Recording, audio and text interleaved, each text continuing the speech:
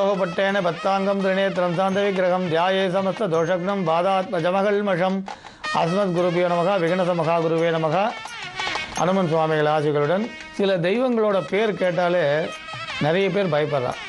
அதாவது உக்ர நரசிம்மர், காளி, பைரவர், இது மாதிரி தெய்வங்களோட மந்திரங்கள் அப்படின்னாலே ஒரு பயம் இருக்குது. ஆனால் சாதாரணமாக பார்த்திங்கன்னா அப்படி பயப்பட வேண்டிய அவசியமே இல்லை. இப்போ உதாரணமாக எடுத்துன்னா காளி தேவியோட மந்திரத்தை எடுத்துக்கலாம். காளி தேவியை உபாசனை பண்ணி அற்புதமான சித்திகள் பெற்றவரை பற்றி சொல்லும்போது உடனே சொல்லலாம் தெனாலிராமன், காளிதாசன், கலியுகத்தில் ராமகிருஷ்ண பரமஹம்சர், இவெல்லாம் காளி தேவியோட அருளை பெற்றவா. இந்த இதில் காளிதாசன் கதையில் எடுத்துட்டிங்கன்னா சாதாரண ஆடு மேய்க்கக்கூடிய படிப்பறிவில்லாத ஒரு கிராமத்தில் இருந்த ஒரு ஏழை சிறுவனுக்கு காளி தேவியின் அருள் கிடைச்சி அவர் நாக்கில் அந்த காளி தேவி அந்த பீஜாட்சரத்தை எழுதி ஒரு அற்புதமான ஒரு கவிஞரை உருவாக்கினார். படிப்பறிவில்லாத ஒரு ஆட்டு இடையன் மிகப்பெரிய மேதையாக உருவானார். அவர் எழுதின புஸ்தகங்கள்லாம் படித்தா ரகுவம்சம், மேகதூதம், இதெல்லாம் படித்தா ரொம்ப அற்புதமான புஸ்தகங்கள். இந்த மாதிரி சம்ஸ்கிருதத்தில் வடமொழியில் அற்புதமான புஸ்தகங்கள்லாம் எழுதின சொன்ன சொல் பழிக்கக்கூடிய அந்த முக்காலமும் அறியக்கூடிய அற்புதமான சக்தி பெற்றவராக காளிதாசன் இருந்தார். ராமகிருஷ்ண பரமஹம்சரை பற்றி சொல்லவே வேண்டாம். பரமஹம்சர் அப்படின்னா அது சாதாரணமாக சன்னியாசிகளில் உயர்ந்த நிலைகளை சொல்லியிருக்கு. அதாவது என்னென்னா ஏகதண்ட சந்நியாசி, திருதண்ட சந்நியாசி, அவதூது சந்நியாசி, காஷாய சந்நியாசி, பாஷாண்ட சந்நியாசி, இதில் அம்ச சந்நியாசி, பரமஹம்ச சந்நியாசி. ரொம்ப ரொம்ப உயர்ந்த நிலையில் இருக்கக்கூடியது பரமஹம்ச சந்நியாசின்னு சொல்லுவோம். புத்த சந்நியாசி, ஜெயின சந்நியாசிகள்லாம் பின்னால் இதோட வரா. அதில் அம்ச சந்நியாசியை விட பரமஹம்ச சந்நியாசியை ரொம்ப உயர்ந்ததாக சொல்வார். அப்படி ஒரு பரமஹம்ச நிலையை ராமகிருஷ்ண பரமஹம்சர் அடைஞ்சது காளி தேவியோட அருளால். பரமஹம்ச அப்படின்னா அவள் சாப்பிடுவா, சாப்பிடாமையும் இருப்பாள், வஸ்திர துணியோடு இருப்பாள், வஸ்திரம் இல்லாமையும் இருப்பாள். அவளுக்கு வீடை பற்றி அவசியம் இல்லை, நாட்டை பற்றி, மக்களை பற்றி, தன்னை பற்றி எதை பற்றியுமே யோசிக்காமல் அவள் பரமஞான திருஷ்டியிலேயே இருக்கக்கூடியவா. அது பரமஹம்சான்னு அவளை சொல்வாள். அந்த பரமஹம்ச அப்படின்ற அந்த ஒரு தகுதியை ராமகிருஷ்ண பரமஹம்சருக்கு வழங்கியவர் சாட்சாத் காளி தேவி தான், தட்சிண காளி தான். இந்த காளியில் நிறைய காளி சொல்லப்பட்டிருக்கு. அதில் தசமகா வித்தியில் ரொம்ப அற்புதமாக அதை பற்றிலாம் வரும். இந்த காளிகா ரகசியம்ன்ற புஸ்தகங்களில் பிரயோகங்களை பற்றி சொல்லியிருக்கு. இந்த காளி தேவி மசானத்தில் வாசம் பண்ணக்கூடியவளாக சொன்னாலும் மங்களங்களை அருளக்கூடியவள்ன்றது தான் உண்மை. இப்போ சொல்ல போகிற குக்கிய காளி அப்படின்ற மந்திரம் சத்ரு பயத்தையும் மாரக பிரயோகத்தையும் தடுக்கக்கூடியது. சில குடும்பங்களில் பார்த்தா பெரிய கோடிக்கணக்கில் பணம் இருக்கும். ஆனால் அந்த குடும்பத்தில் இருக்கக்கூடிய பெரியவர்களோ அல்லது தலைமுறையாக இருக்கக்கூடியவர்களோ பார்த்திங்கன்னா ஏதோ ஒரு விபத்தில் மரணம் அடைகிறது, எதிர்பாராமல் எந்த வியாதியுமே இல்லாமல் மரணம் அடைகிறது, இந்த மாதிரி நிறைய பார்க்குறோம். அது தவிர சில பேர் பார்த்திங்கன்னா வாகனம் வருஷத்துக்கு ஒரு முறை ஏதாவது காரணத்தில் விபத்தாகும்.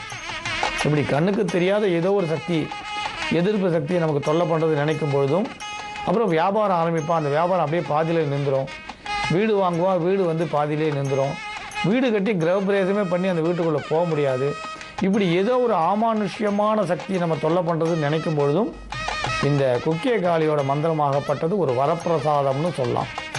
காளி தேவி பரம கருணாதயாபரி, ரொம்ப இறங்கி வரம் கொடுக்கக்கூடியவர், மிக மிக இறங்கி வரம் கொடுக்கக்கூடிய அற்புதமான தெய்வம் காளி.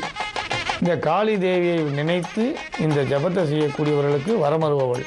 வரம் கொடுக்கறதுல காளிக்கு நிகர் யாருமே கிடையாது. இப்போ நீங்கள் தெனாலிராமன் கதையில் படித்தா கூட அவர் செய்த பல அற்புதமான விஷயங்கள் எல்லாமே காளியோட அருளால் தான். ராமகிருஷ்ண பரமஹம்சர் வாழ்க்கையில் பார்த்தீங்கன்னா கூட நிறைய விஷயங்கள் காளி தேவியோட அருளால் நடந்தது.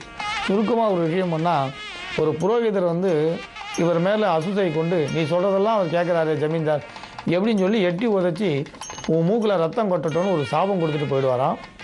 ராமகிருஷ்ண பரமஹம்சரே பின்னால் அவர் சொல்வார், அந்த சாபம் எப்படி பலன் தந்ததுன்னா காளி அருளால் அவர் கொடுத்த சாபமே ராமகிருஷ்ண பரமஹம்சருக்கு வரமாச்சான். எப்படின்னா ஒரு குண்டலி யோகம் பயிலும்பொழுது சிரசில் ரத்தம் கட்டிட்டு மரணம் அடைஞ்சிடுவான்னு சொல்லுவாலாம். அந்த மாதிரி ஒரு நிலை அவர் கொழும்போது சிரசில் ரத்தம் கட்டாமல் அது மூக்கு உடஞ்சி அது வழியாக ரத்தம் வெளியேறி ராமகிருஷ்ண பரமஹம்சர்ன்ற ஒரு அற்புதமான மகான் நமக்கு கிடைச்சதாக சொல்வார். இதை ராமகிருஷ்ண பரமஹம்சரே பிற்காலத்தில் சொல்கிறான். அப்போ காளி அருளால் வரமே சாபமாச்சு. அதனால் பரமஹம்சால்னா யாராவது அடித்தாலும் பெருசாக எடுத்துக்க மாட்டான், புகழ்ந்தாலும் பெருசாக எடுத்துக்க மாட்டான். ராமகிருஷ்ண பரமஹம்சரை 16 சோதனைகளில் எல்லாரும் ஒரு சதஸில் பேசி நீ பெரிய மகான் அப்படின்னு சொல்கிறா. அப்போ கூட பரமஹம்சர் தான் சொன்னாராம், எல்லோரும் பைத்தியம்னு சொல்லிட்டே இருந்தால் நான் பைத்தியம் இல்லை நீங்கள் ஒத்துட்டு அது போகிறோன்னு சொன்னாராம். அதுதான் பரமஹம்ச நிலை. அப்படியேப்பட்ட இந்த தகுதியை கொடுக்கக்கூடியவள் இந்த காளி தேவி. அந்த குக்கிய காளியோட மந்திரம் இப்போ திரையில் வருது, பார்த்துக்குங்க. தொடர்ந்து இதை சொல்லுங்கள். இப்போ பாருங்கள். ஓம் க்ரீம் க்ரீம் க்ரீம் ஹும் ஹும் க்ரீம் க்ரீம். இப்போ நீங்கள் உச்சரிப்பை பாருங்கள். முதல்ல சொன்னது இக்கு ரீம் க்ரீம், இப்போ சொல்கிறது ஹ்ரீம் ஹ்ரீம். குக்கிய காளிக்கே க்ரீம் க்ரீம் க்ரீம் ஹும் ஹும் க்ரீம் க்ரீம் ஸ்வாஹா. இப்போ மந்திரங்களில் ஒரே எழுத்து ஸ்புடமாக முன்ன பின்ன வந்தால் அதுக்கு ஒரு அற்புதமான சக்தி உண்டு. இந்த ஹ்ரீம் ஹ்ரீம் ஹ்ரீம் அதுவும் ஹ்ரீம் ஹ்ரீம் அதுவும் முன்ன பின்ன வருது பாருங்கள். அந்த மாதிரி வரக்கூடிய மந்திரங்கள் அற்புதமான சக்தி வாய்ந்த மந்திரங்கள். இந்த மந்திரத்தை தொடர்ந்து 32 உரு ஜபம் செய்யுங்க. அமாவாசை அன்றைக்கி ஆரம்பித்து தொடர்ந்து 11 அமாவாசை வரைக்கும் தொடர்ந்து செய்யலாம். ஒரு அமாவாசைக்கும் தொடர்ந்து செய்யலாம். ஆனால் ஆரம்பிக்கிறது அமாவாசை அன்றைக்கி ஆரம்பித்து 11 அமாவாசை சொல்லுங்கள், 32 உரு சொல்லுங்கள். ஆரம்பிக்கிற அன்றைக்கி திராட்சை ரசமும், முடிக்கும் பொழுது திராட்சை ரசமும் நைவேத்தியம் பண்ணலாம்.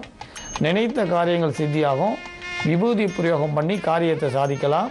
உள்ளுக்கு மருந்து கொடுத்து வயிற்றில் ஏதாவது தொல்லை இருக்குன்னு நினச்சா இந்த மந்திரத்தை விபூதி எடுத்து 3 முறை சொல்லி ஒரு சிட்டிகை வாயில் போட்டுக்கலாம். கட்டாயம் வயிற்றில் இருக்கக்கூடிய செய்வினை உள்ளே போன மருந்து வேலை செய்யாமல் ஒரு தெளிவான ஞானம் வரும். இது மகா மந்திர பிரயோகங்களுக்கு ஏற்றது. இது ரொம்ப ரகசியமானதுனால இதை விரிவாக இந்த இடத்துல சொல்லலை. கட்டாயம் தொடர்ந்து எல்லோரும் ஜெபம் பண்ணுங்க.